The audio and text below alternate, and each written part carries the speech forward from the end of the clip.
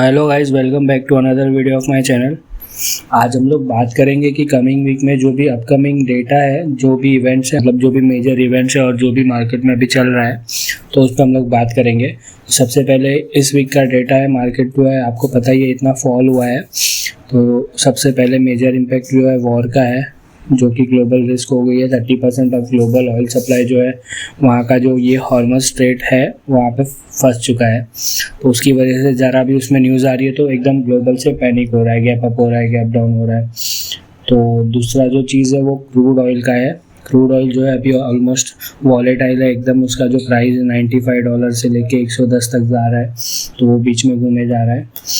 तो यहाँ पे इंडिया जो है 85% अपना जो ऑयल है वो इंपोर्ट करता है, तो उसकी वजह से जो इन्फ्लेशन रिस्क है वो बढ़ रहा है। रूपी जो अपना INR है वो घट रहा है। क्रूड ऑयल को लेके भी बहुत प्रेशर है, तो ये चीज़ का ध्यान रखना है। बड़ी न्यूज़ ये है कि जो 80,000 से 90,000 करोड़ FII जो है सेलिंग कर चुके हैं अब तक। तो आप लोग देख सकते हो स्क्रीन पे, तो 2026 का अब तक का आउटफ्लो जो है 1 लाख करोड़ के ऊपर चला गया है। और निफ्टी जो है अपने जो पीक पे था जब भी, वहाँ से 7 to 8% जो है अभी नीचे गिर चुका है। तो मिड कैप्स तो बहुत ज़्यादा ही करेक्ट हो चुके हैं, ऑलमोस्ट 15 से 20% अपने हाई से। तो ये काफ़ी ध्यान रखना है हमें, तो उस हिसाब से एग्रेसिव बाइंग नहीं करनी है कहीं पे। तो यहाँ पे हम लोग देखेंगे कि थोड़ा स्मार्टली की मनी कहाँ पे हम लोग को करना चाहिए यूज़।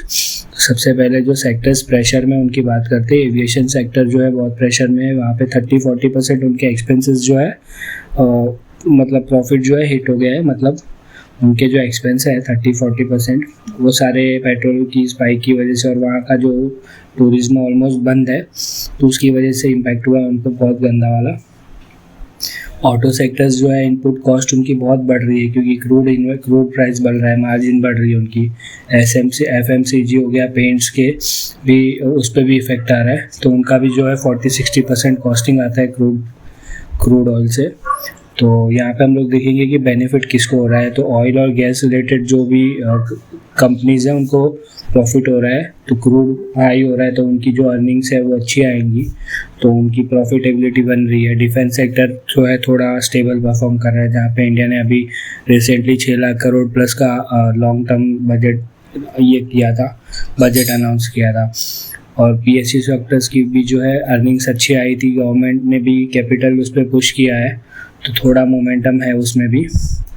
तो अगर हम लोग कंक्लूजन देखेंगे तो मार्केट जो है 5 से 7% के करेक्शन फेज में है। तो हम लोग देखेंगे इसमें जो सिप इन्वेस्टर्स होते हैं उनको बेनिफिट रहेगा। तो जो भी क्वालिटी स्टॉक्स आप उठाते हो क्वालिटी सेक्टर से, तो आप उसमें आपको बेनिफिट रहेगा आगे जाके। Smart money studies data retail reacts to fear, तो ये कुछ पॉइंट्स थे मुझे आप लोगों के साथ शेयर करने थे। मिलते हैं अगले वीडियो में गाइस, थैंक यू।